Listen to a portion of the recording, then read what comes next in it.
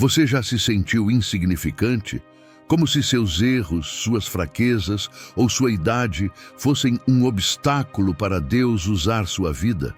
A história de Timóteo vai te provar que o Senhor não escolhe os capacitados, Ele capacita os escolhidos. Antes de começarmos, se inscreva no canal e ative o sino das notificações, porque hoje você vai descobrir como um jovem tímido se tornou um dos maiores discípulos da Bíblia. Timóteo não nasceu em um palácio. Não era filho de reis, nem de sacerdotes. Sua história começou em Listra, uma cidade esquecida pelo mundo, mas não por Deus. Criado em um lar dividido, ele carregava em si o peso de duas identidades: sangue grego do pai, fé judaica da mãe. Enquanto outras crianças brincavam nas ruas, ele se sentava aos pés de Eunice e Lloyd, sua mãe e avó, ouvindo as promessas das Escrituras com um coração que ardia. Aqui está o primeiro segredo. Timóteo foi moldado na obscuridade. Sua fé não nasceu em um milagre espetacular, mas no silêncio de um lar onde a palavra era semeada todos os dias. Sua mãe não era uma heroína famosa. Era uma mulher comum que decidiu ensinar o filho a amar a Deus, mesmo sem ver resultados. E esse é o primeiro choque da história. Deus usa o que o mundo ignora. Mas Timóteo tinha um problema. Ele era jovem demais, frágil, doente. Em uma época onde idade significava respeito, ele era apenas um rapaz.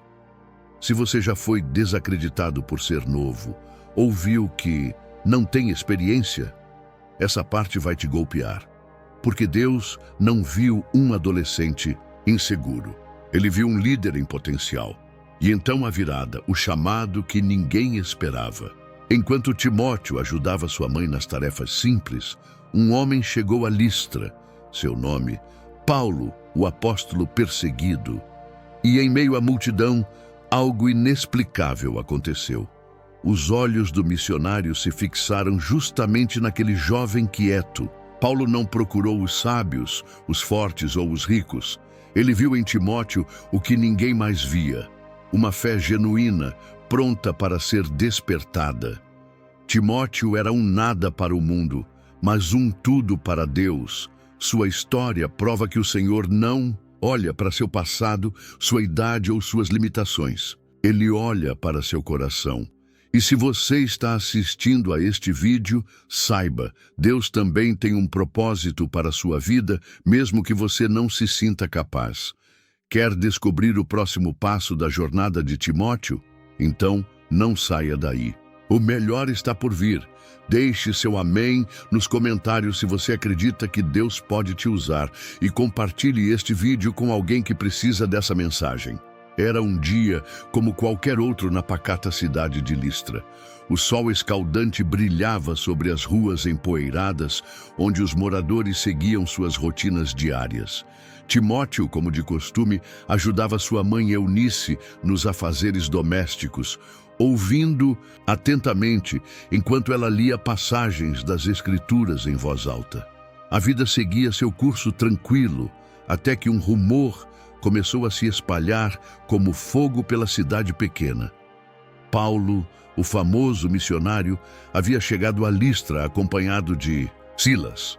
Paulo já era uma figura conhecida em muitas regiões. Suas pregações inflamadas e os relatos de milagres que o acompanhavam criavam um misto de admiração e controvérsia por onde passava. Quando a notícia chegou aos ouvidos de Timóteo, algo estranho aconteceu em seu coração. Uma inquietação divina, uma curiosidade que não podia ser contida. Ele precisava ver esse homem com seus próprios olhos. A praça principal de Listra estava incomumente lotada quando Timóteo chegou. No centro, um homem de estatura média, mas com uma presença que dominava o espaço, falava com voz que ecoava entre as construções. Era Paulo. Suas palavras não eram meros discursos religiosos.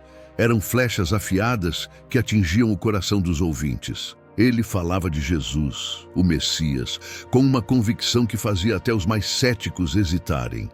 Timóteo ficou parado, imóvel, enquanto as palavras de Paulo penetravam em seu ser. Cada sílaba parecia ressoar com algo que já existia dentro dele, mas que nunca havia sido expresso com tanta clareza. Era como se o missionário estivesse desvendando segredos que o próprio Timóteo carregava sem compreender plenamente. Então aconteceu. Em meio à multidão, os olhos de Paulo encontraram os de Timóteo. Não foi um olhar casual, mas uma conexão profunda, como se o apóstolo visse além da aparência frágil do jovem. Naquele instante, Paulo reconheceu em Timóteo o que outros não conseguiam ver: um potencial extraordinário, uma fé genuína que apenas precisava ser direcionada. Após a pregação, enquanto a multidão se dispersava, Paulo se aproximou de Timóteo. O diálogo que se seguiu não está registrado nas Escrituras, mas podemos imaginar seu teor. Paulo, com sua percepção aguçada, deve ter feito perguntas que iam direto ao cerne da identidade do jovem.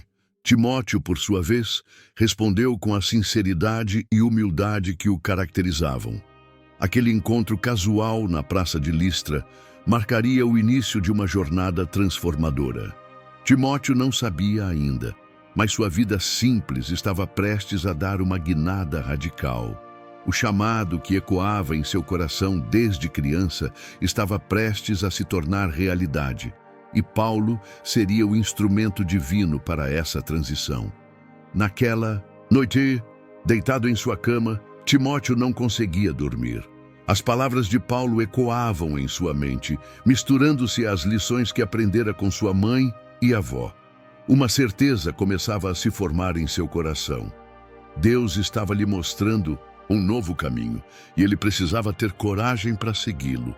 Timóteo acordou antes do amanhecer naquela manhã decisiva. Enquanto a cidade ainda dormia, ele podia sentir o peso da decisão que precisava tomar. Paulo havia ficado em Listra por alguns dias, e em cada conversa, cada momento compartilhado, o chamado se tornava mais claro. Mas seguir Paulo significava abandonar tudo o que era seguro e conhecido: sua família, sua cidade, sua rotina tranquila. Quando o sol começou a surgir no horizonte, Timóteo encontrou Paulo nos arredores da cidade. O apóstolo olhou profundamente para o jovem e fez a pergunta que mudaria tudo: você está pronto para seguir o caminho que Deus preparou? A resposta não veio imediatamente. Timóteo sabia que dizer sim significava aceitar um pacote completo: as alegrias do ministério, mas também suas dores. O primeiro teste veio mais rápido do que esperava. Paulo explicou que para que Timóteo fosse aceito nas sinagogas judaicas durante suas viagens, precisaria ser circuncidado. Apesar de sua mãe ser judia, seu pai era grego, e Timóteo nunca havia passado por esse ritual. Muitos jovens teriam hesitado, argumentado, talvez até recusado. Mas Timóteo entendeu que a obediência às vezes exige desconforto físico e emocional. A circuncisão foi apenas o começo. Nos dias seguintes, Timóteo começou a entender o verdadeiro significado do discipulado. Enquanto se preparavam para partir, Paulo lhe mostrou as cicatrizes em seu próprio corpo, marcas de açoites, pedradas, perseguições. Esta é a realidade do chamado, disse Paulo calmamente. Você ainda quer vir? A despedida de sua mãe, Eunice, foi um dos momentos mais difíceis. Ela chorou, mas não de tristeza. Eram lágrimas de uma fé que reconhecia o propósito maior. Eu te ensinei as Escrituras para este momento, disse ela, segurando seu rosto entre as mãos. Sua avó Lloyd colocou sobre ele um manto que havia tecido especialmente para a ocasião, um símbolo tangível de suas orações que o acompanhariam. Quando finalmente deixaram Listra, Timóteo olhou para trás apenas uma vez. A poeira da estrada começava a cobrir seus pés, simbolizando o início de uma jornada que seria longa e árdua. Ele não levava consigo riquezas ou posses materiais, apenas a fé que havia sido depositada em seu coração desde a infância e a determinação de obedecer, custe o que custar. Nos primeiros dias de viagem, Timóteo descobriu que a vida de missionário era muito diferente do que imaginara. Dormiam ao relento quando não havia hospedagem, comiam o que conseguiam e enfrentavam o cansaço constante das longas caminhadas. Mas em cada cidade, cada vila, cada pessoa que ouvia o Evangelho e se convertia, Timóteo via o propósito maior se revelando. A obediência de Timóteo não foi um ato isolado naquele dia em Listra. Foi uma decisão que precisou ser renovada a cada manhã, a cada novo desafio. Ele aprendeu rapidamente que seguir a Cristo não era sobre glória humana, mas sobre fidelidade nos pequenos atos, mesmo quando ninguém estava olhando. O preço era alto, mas a recompensa, participar da obra transformadora de Deus, era infinitamente maior. A primeira tempestade atingiu quando estavam a caminho de Filipos. Timóteo nunca havia visto ventos tão fortes que faziam as árvores se curvarem como juncos e transformavam a estrada em um rio de lama. Paulo, experiente, reconheceu imediatamente o perigo e os guiou para um abrigo precário. Enquanto a tempestade rugia lá fora, Timóteo aprendia sua primeira grande lição prática. O ministério não acontecia apenas nos momentos de pregação e milagres, mas também na resistência silenciosa às adversidades. Em Filipos, testemunhou seu primeiro milagre, a libertação de uma jovem escrava possessa por um espírito de adivinhação. A transformação daquela mulher foi tão marcante que Timóteo poderia ter se tornado orgulhoso. Mas no mesmo dia, viu Paulo e Silas serem açoitados e lançados na prisão por causa do milagre. Enquanto a multidão enfurecida gritava contra eles, Timóteo aprendeu outra lição dura. A verdadeira fé não promete ausência de sofrimento, mas presença divina no meio dele. Na prisão, enquanto limpava as feridas de Paulo, à luz de uma vela trêmula, ouviu o apóstolo dizer: Timóteo, lembre-se, nossas cadeias não podem prender o Evangelho. Essa frase ficaria gravada em seu coração. Horas depois, quando um terremoto abalou os fundamentos da prisão e o carcereiro se converteu com toda a sua família, Timóteo compreendeu que até os eventos mais catastróficos podiam ser usados por Deus. A próxima parada foi Tessalônica, onde a recepção inicial foi calorosa. Muitos creram, mas logo a oposição surgiu. Timóteo viu pela primeira vez como multidões podiam ser volúveis, aplaudindo um dia e exigindo sangue no seguinte. Quando tiveram que fugir à noite, escondidos em uma carroça de feno, Timóteo experimentou o gosto amargo da rejeição. Paulo, porém, transformou aquela derrota aparente em ensino. Não estamos correndo por medo, mas por sabedoria. Há outras ovelhas esperando por nós. Em Bereia, a situação foi diferente. O povo examinava as Escrituras diariamente para conferir se o que Paulo dizia era verdade.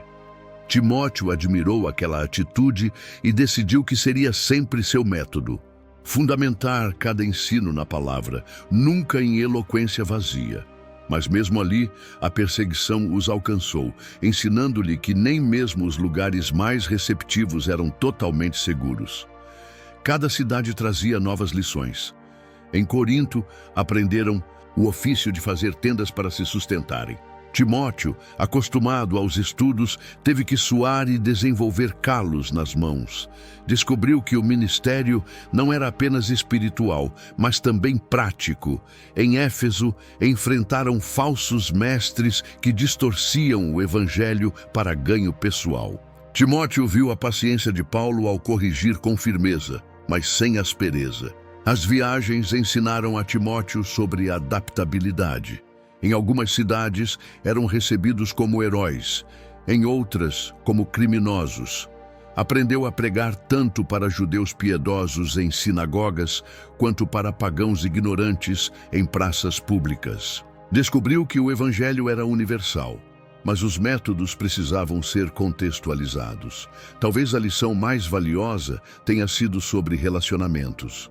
Timóteo viu Paulo chorar por irmãos que o traíram, celebrar conversões inesperadas e manter amizades profundas apesar das distâncias. Compreendeu que o ministério não era sobre desempenho, mas sobre pessoas, amá-las, discipulá-las e, quando necessário, sofrer por elas.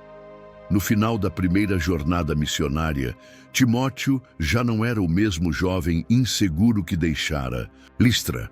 As estradas poeirentas, as prisões, as sinagogas e os lares simples haviam sido sua escola. Cada cidade, cada pessoa, cada crise e cada vitória haviam moldado seu caráter.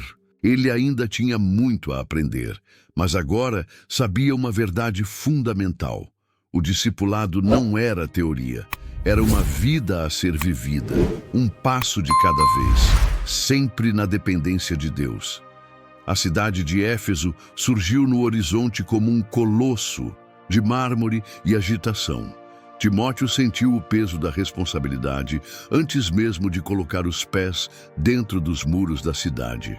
Paulo havia decidido confiar a ele a liderança da igreja local enquanto seguia a viagem. E agora o jovem discípulo se via diante do maior desafio de seu ministério. Éfeso não era uma cidade qualquer. Era a metrópole mais importante da Ásia. Menor, um caldeirão cultural onde o templo de Ártemis atraía peregrinos de todo o mundo conhecido. Os primeiros dias foram de observação atenta. Timóteo caminhava pelas ruas movimentadas, observando o vai-vem de mercadores, filósofos e sacerdotes pagãos. Na praça principal, ourives vendiam miniaturas do templo da deusa, enquanto nas esquinas, pregadores de diversas seitas disputavam a atenção dos transeuntes.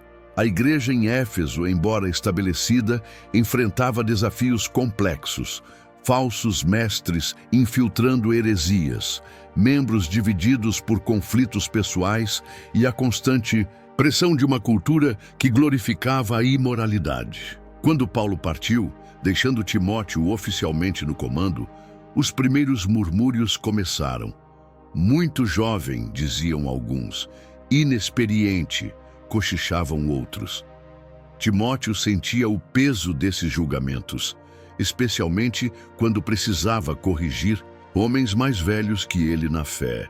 Suas noites eram frequentemente passadas em oração, buscando sabedoria para equilibrar autoridade e humildade. Um dos maiores desafios surgiu quando um grupo começou a ensinar que a ressurreição já havia ocorrido espiritualmente, negando a futura ressurreição corporal. Timóteo, recordando as palavras de Paulo, precisou confrontar esse ensino com firmeza. A situação tornou-se tensa quando dois dos principais disseminadores dessa heresia, Himeneu e Fileto, recusaram-se a se retratar. Timóteo teve que tomar a difícil decisão de afastá-los da comunhão da igreja, seu primeiro ato significativo de disciplina eclesiástica. Além das batalhas doutrinárias, Timóteo enfrentava desafios pastorais cotidianos. Viúvas necessitadas batiam à sua porta em busca de sustento.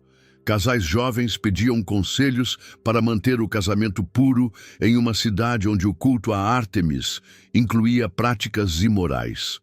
Escravos convertidos perguntavam como viver sua fé sob senhores pagãos. Cada situação exigia sabedoria prática e profundo conhecimento das Escrituras. A saúde de Timóteo, sempre frágil, começou a sofrer com as pressões do ministério. Dores estomacais frequentes e fraqueza física tornaram-se companheiras constantes.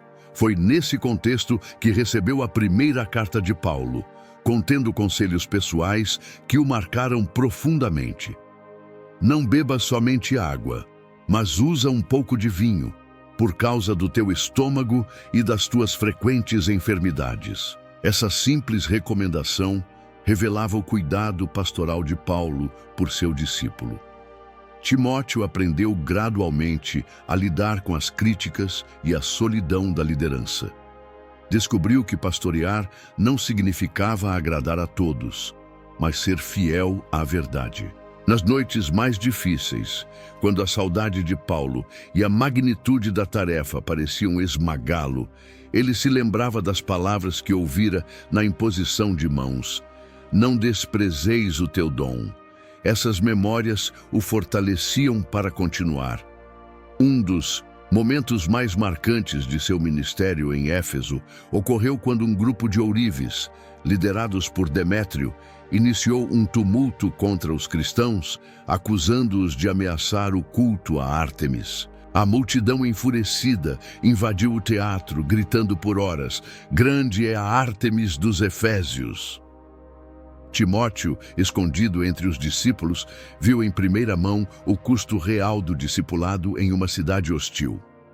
Naquela noite, enquanto a cidade finalmente silenciava, ele compreendeu plenamente o que significava tomar a sua cruz diariamente. Com o tempo, Timóteo foi ganhando respeito, mesmo dos que inicialmente duvidavam dele. Sua consistência de caráter, seu conhecimento das Escrituras e seu amor genuíno pelo rebanho falaram mais alto que sua juventude. Quando falsos mestres surgiam, ele os confrontava com paciência e verdade. Quando os irmãos estavam desanimados, ele os fortalecia com palavras de esperança.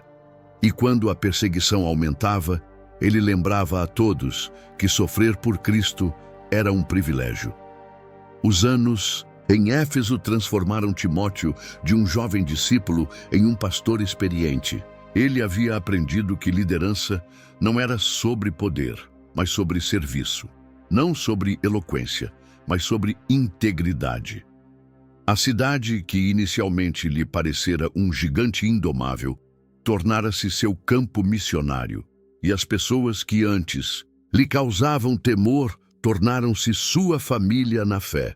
Quando Paulo escreveu dizendo que logo enviaria Tíquico para substituí-lo, Timóteo sentiu uma mistura de alívio e saudade. Sabia que deixaria parte de seu coração em Éfeso, mas também que novas etapas o aguardavam. O inverno chegara mais cedo naquele ano, e Timóteo sentiu o frio penetrar em seus ossos, enquanto caminhava pelas ruas de Éfeso. A igreja enfrentava dias difíceis, perseguições crescentes, heresias sutis que se infiltravam entre os irmãos, e a ausência física de Paulo, que agora estava preso em Roma. Foi em meio a esse cenário desolador que um mensageiro sujo da poeira da viagem apareceu à sua porta, trazendo um rolo de papiro cuidadosamente enrolado e amarrado. Timóteo reconheceu imediatamente a caligrafia. Eram as palavras de Paulo, seu pai na fé. Ao desenrolar o documento à luz trêmula de uma lamparina, Timóteo sentiu como se o próprio Paulo estivesse ali, falando diretamente ao seu coração. A carta começava com uma expressão que o fez emocionar: "Ao meu amado filho Timóteo". Cada palavra que seguia parecia ter sido escrita especificamente para suas lutas atuais. Paulo não ignorava as dificuldades. Ele as nomeava uma a uma, como quem conhecia intimamente a situação em Éfeso. Quando leu: "Não te envergonhes do testemunho de nosso Senhor, nem de mim, seu prisioneiro", Timóteo sentiu uma pontada de culpa. Havia momentos em que, diante da crescente perseguição, hesitara em se identificar como discípulo de Paulo. Agora, essas palavras o confrontavam e, ao mesmo tempo, o curavam. Paulo continuava: "Deus não nos deu espírito de covardia, mas de poder, de amor e de moderação." Era como se o apóstolo visse através das milhas que o separavam e discernisse as batalhas íntimas de seu discípulo. A recomendação que mais tocou Timóteo foi: "Reaviva o dom de Deus que há em ti." Ele se lembrou vividamente do dia em que Paulo e os anciãos haviam imposto as mãos sobre ele e como sentira naquele momento um fogo ardente em seu espírito. Com o passar dos anos e o peso das responsabilidades, aquele fervor inicial havia se tornado mais contido. Agora, Paulo o chamava de volta à essência de seu chamado. A carta continha instruções práticas para o pastoreio, como lidar com falsos mestres, qualificar líderes, tratar diferentes grupos na igreja.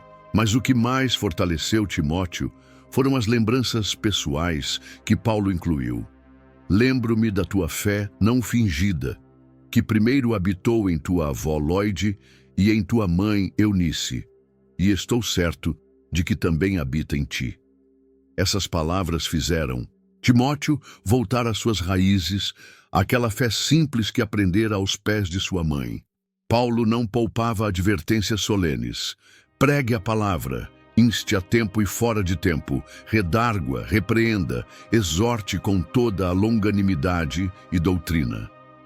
Timóteo sentiu o peso da responsabilidade ao ler essas linhas. O apóstolo previa tempos difíceis, quando muitos não suportariam a sã doutrina, mas junto com o alerta vinha a exortação. Sê sóbrio em tudo, sofre as aflições, faze a obra de um evangelista, cumpre o teu ministério. Nas noites seguintes, Timóteo lia e relia a carta, decorando trechos inteiros. As palavras se tornaram seu escudo contra o desânimo, sua espada contra as dúvidas. Quando enfrentava resistência na igreja, lembrava: Deus não nos deu espírito de covardia. Quando se sentia inadequado para a tarefa, ecoava em sua mente: reaviva o dom de Deus. Algumas semanas depois, chegou uma segunda carta.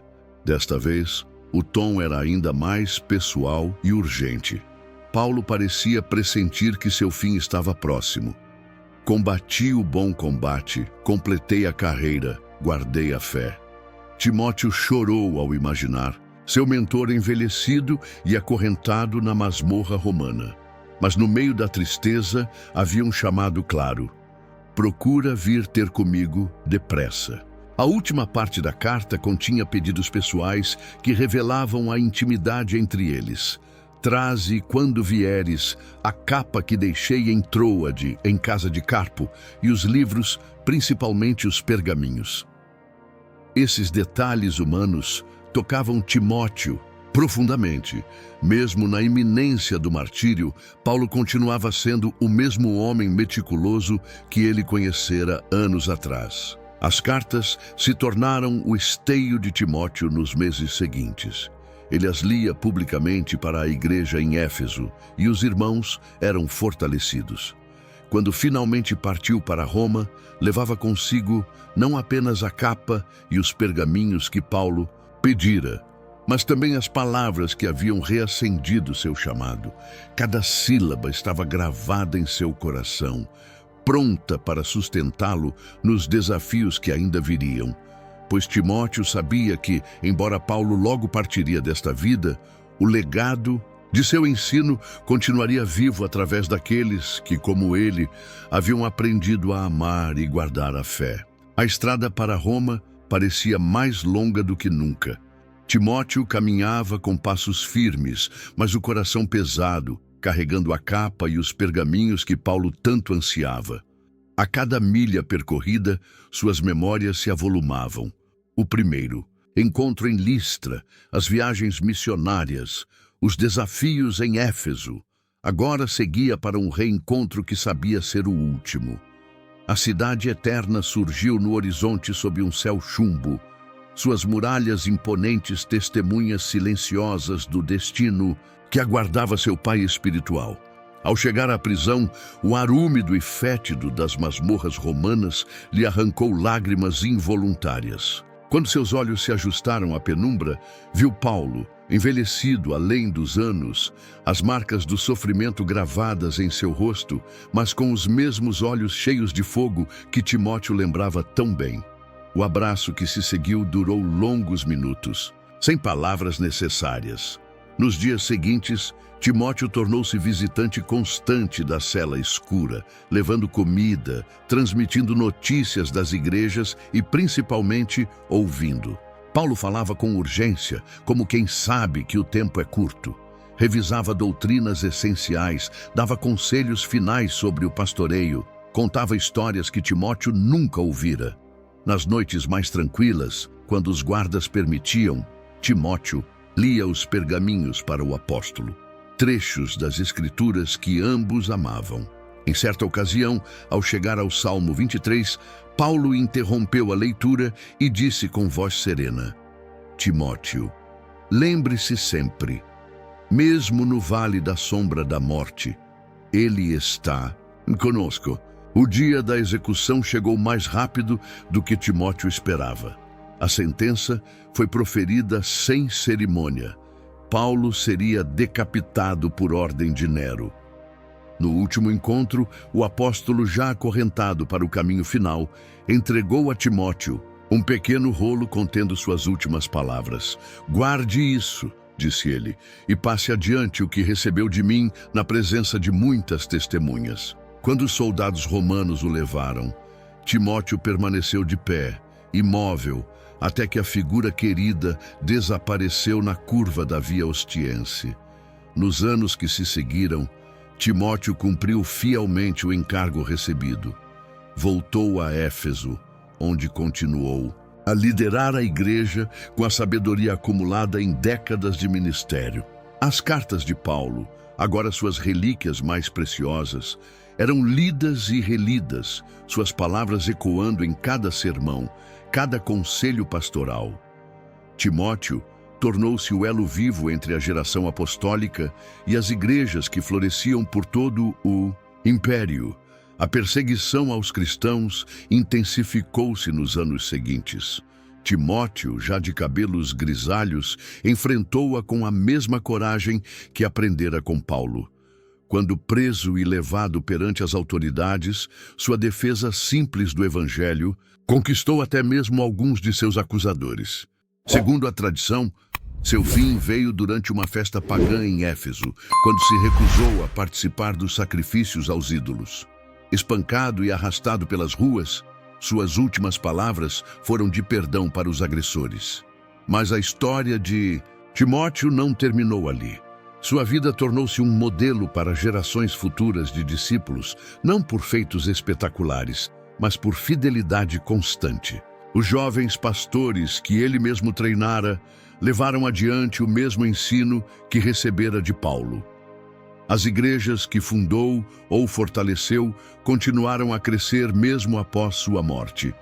E as cartas que Paulo lhe escrevera foram copiadas e compartilhadas, tornando-se parte das Escrituras que moldariam a fé de milhões através dos séculos. Timóteo nunca buscou glória para si.